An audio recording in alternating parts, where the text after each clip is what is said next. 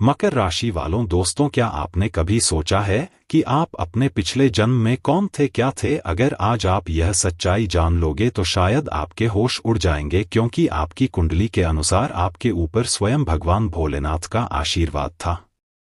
आप पिछले जन्म में एक अत्यंत महान शिव भक्त थे। सबसे पहले हम सब मिलकर भोलेनाथ के चरणों में नमन करते हैं। हे प्रभु, जो भी इस वीडियो को सबसे पहले लाइक करें, हमारे चैनल को सब्सक्राइब करें और कमेंट में हर हर महादेव लिखें। उसकी हर मनोकामना अगले 24 घंटे में पूरी कर देना। उसके जीवन में कभी कोई कठिनाई या दुख ना आए। उसके घर के द्वार पर कभी पीड़ा या अभाव की छाया ना पड़े। उसके घर में माता लक्ष्मी का स्थायी निवास हो। धन और समृद्धि ऐसी बरसे कि आने वाली पीढ़ियां भी आनंद पूर्वक जीवन जिए। उसके घर में पैसा जल की तरह प्रवाहित हो और उसका कभी अंत ना हो। हे भोलेनाथ, यही हमारी सच्ची प्रार्थना है।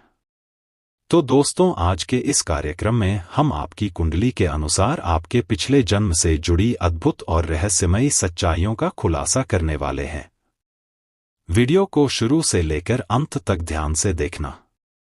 बीच में छोड़कर जाना मत, क्योंकि आप जो जानने वाले हैं वह आपकी आत्मा को झकझोर देगा। यह कोई साधारण कथा नहीं, बल्कि आपके जीवन की सच्चाई है। मेरे प्रिय साथियों, क्या कभी तुम्हें ऐसा लगा है कि तुम अकेले नहीं हो?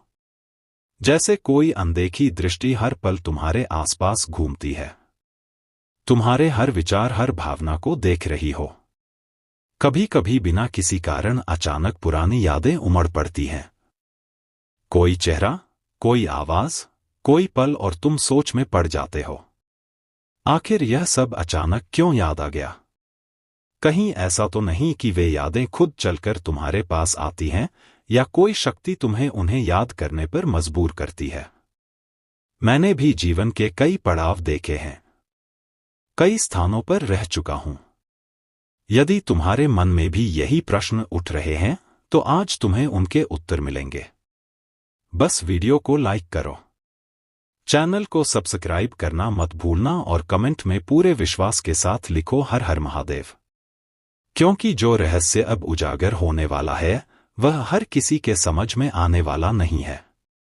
तुम्हारा पिछला जन्म कोई साधारण कहानी नहीं था, क्योंकि तुम स्वयं कोई सामान्य आत्मा नहीं हो।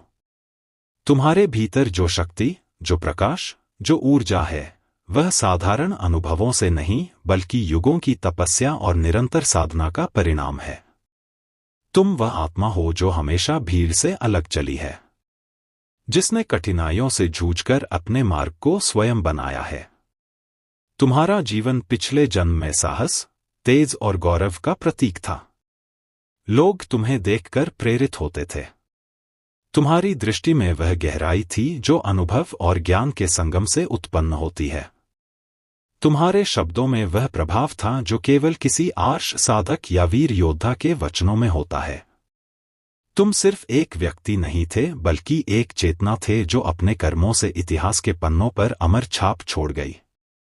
तुम्हारे जीवन का उद्देश्य सांसारिक सुख नहीं, बल्कि सत्य, शक्ति और ज्ञान की प्राप्ति थी। तुमने मोह माया को त्याग कर उस दिव्य मार्ग को अपनाया था जो आज भी तुम्हारे जीवन में कहीं ना कहीं प्रतिध्वनित होता है।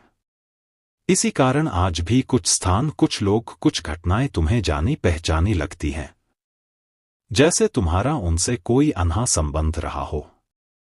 तुम्हारी आत्मा का तेज आज भी उतना ही प्रखर है जो पिछले जन्म से तुम्हारे साथ चला आ रहा है। यह वही ऊर्जा है जो तुम्हारे हर निर्णय, हर विचार, हर कर्म में झलकती है। तुम इस युग के नहीं, बल्कि युगों की साधना का परिणाम हो। तुम्हारा पुनर्जन्म इसलिए हुआ है ताकि तुम अपने उस अधूरे कार्य को पूरा कर सको जो तुमने कभी आरंभ किया था। अब सुनो, मैं तुम्हें बताता हूं तुम्हारे पिछले जन्म की वह सच्चाई जो समय की परतों में अब तक छिपी हुई थी। तुम्हारा जन्म उस युग में हुआ था जब संसार दो शक्तियों में बंटा हुआ था।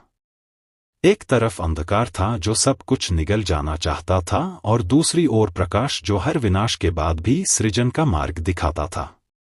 तुम उस प्रकाश के प्रहरी थे। तुम्हारा अस्तित्व साधारण मानव का नहीं था बल्कि एक दिव्य उद्देश्य से जुड़ा हुआ था। तुम्हारे जन्म के साथ ही एक भविष्यवाणी हुई थी कि जब संसार पर अंधकार का प्रभुत्व होगा तब तुम्हारी आत्मा मार्ग दिखाएगी। तुम एक योद्धा थे लेकिन तुम्हारी तलवार शब्दों में थी, तुम्हारी शक्ति संकल्प में थी। तुम्हारे वचनों में वह प्रभाव था जो युद्धों को रोक सकता था और तुम्हारा क्रोध वह आंधी ला सकता था जिससे अन्याय कांप उठे।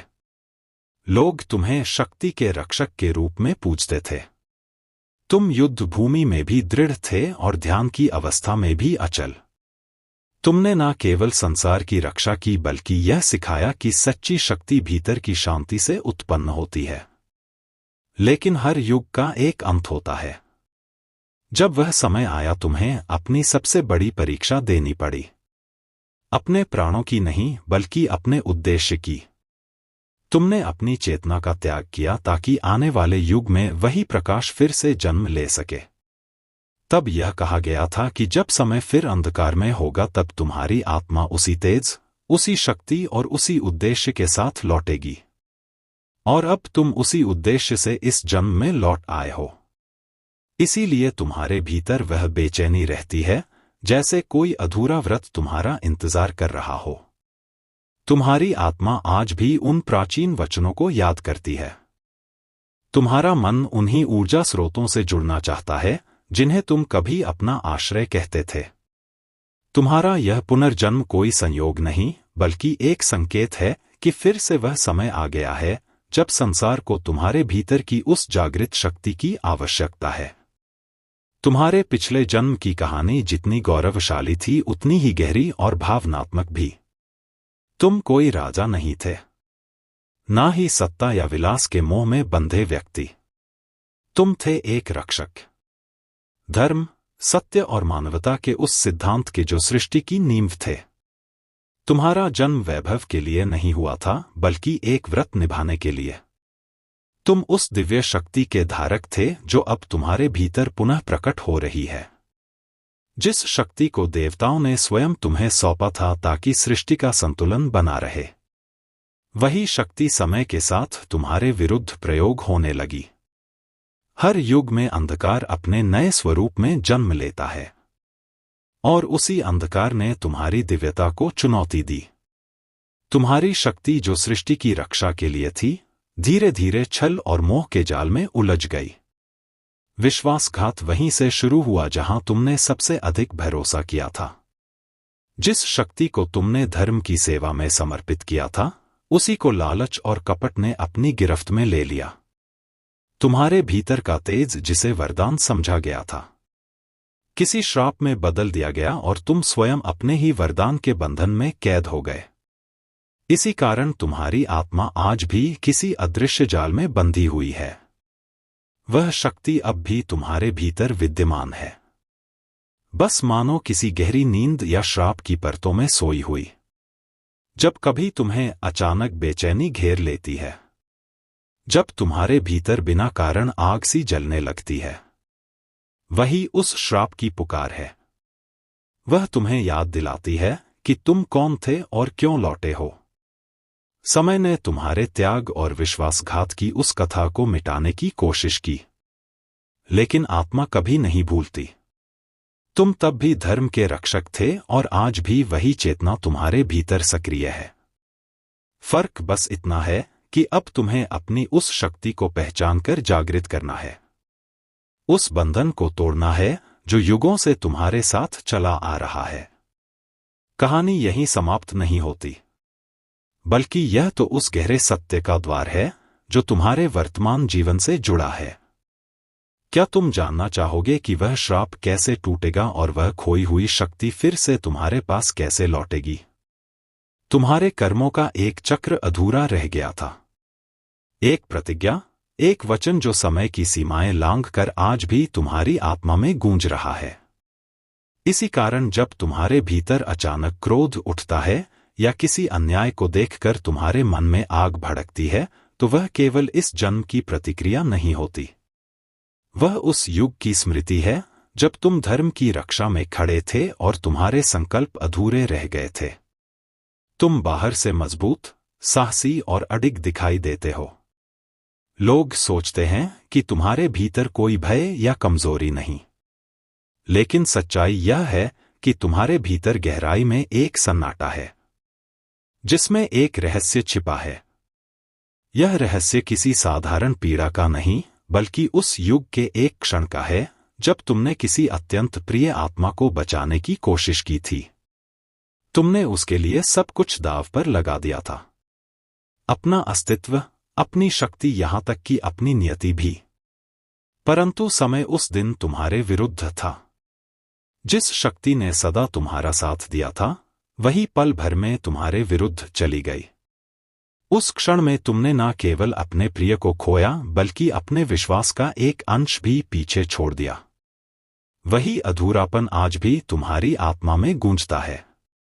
तुम्हारा यह पुनर्जन्म इसलिए हुआ है ताकि उस अधूरे चक्र को पूरा कर सको, उस आत्मा को मुक्ति मिल सके जिसके लिए तुमने कभी संघर्ष किया था। जब तुम्हें किसी का दर्द अपनी आत्मा तक महसूस होता है, या किसी अजनबी के दुख पर गहरा क्रोध या करुणा उमड़ती है, तो समझो वह उसी अधूरे व्रत की प्रतिध्वनि है। तुम वही रक्षक, वही प्रहरी आत्मा हो। फर्क बस इतना है कि इस जन्म में तुम्हें युद्ध तलवार से नहीं, बल्कि अपने कर्मों और निर्णयों से जीतना है। वह रहस्य अब तुम्हारे सामने खुलने वाला है। जब तुम उसे जान लोगे तो समझ पाओगे कि तुम्हारी शक्ति, तुम्हारा क्रोध और तुम्हारी करुणा तीनों एक ही स्रोत से उत्पन्न हुए हैं, उस अधूरे सत्य से जिसे समय भी मिटा नहीं सका। क्या तुम जानना चाहोगे कि वह प्रिय आत्मा कौन थी जिसे तुम पिछले जन्म में बचा नहीं पाए, और कैसे उसका बंधन अब भी तुम्हारे भाग्य से जुड़ा हुआ है? तुम्हारे पिछले जन्म का अंत किसी शांति या स्थिरता में नहीं हुआ था। वह एक युद्ध था, पर वह युद्ध बाहरी नहीं, भीतर का था। वह संघर्ष था आत्मा और कर्तव्य के बीच, प्रेम और धर्म के बीच। उसी संघर्ष ने तुम्हारे अस्तित्व की जड़ों को हिला दिया। तुम्हें अपनी शक्ति पर असीम विश्वास था। तुम्हें लगा कि तुम भाग्य को भी अपनी इच्छा के अनुसार मोड़ दोगे, लेकिन नियति ने उस समय तुम्हारे हाथ बांध दिए। तुमने अपनी संपूर्ण शक्ति झोंक दी, फिर भी परिणाम तुम्हारे पक्ष में नहीं आया। वहीं से वह चक्र आरंभ हुआ जो आज भी अधूरा है। तुम्हारी आत्मा उस दिन समाप्त नहीं हुई थी, वह बस रूप बदलकर इस जीवन में आ गई, उसी शक्ति के बीज के साथ जो अब तुम्हारे भीतर फिर से अंकुरित हो रहा है। यही कारण है कि तुम्हारे भीतर कभी कभी बिना वजह एक तीव्र ऊर्जा जागृत हो उठती है, जैसे कोई पुराना स्मरण तुम्हें पुकार रहा हो, कोई अधूरी कहानी शब्दों के बिना दोहराई जा रही हो।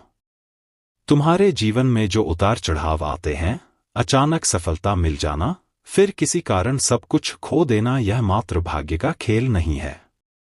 यह तुम्हारी आत्मा का अधूरा कर्म है जो अब अपने संतुलन की खोज में है। हर बार जब जीवन में तूफान आता है, समझो वह तुम्हें तोड़ने नहीं, बल्कि तुम्हें उस मार्ग की ओर मोड़ने आता है जो तुम्हारा सच्चा उद्देश्य है, जहां तुम्हारा अधूरा वचन अब भी प्रतीक्षा में है।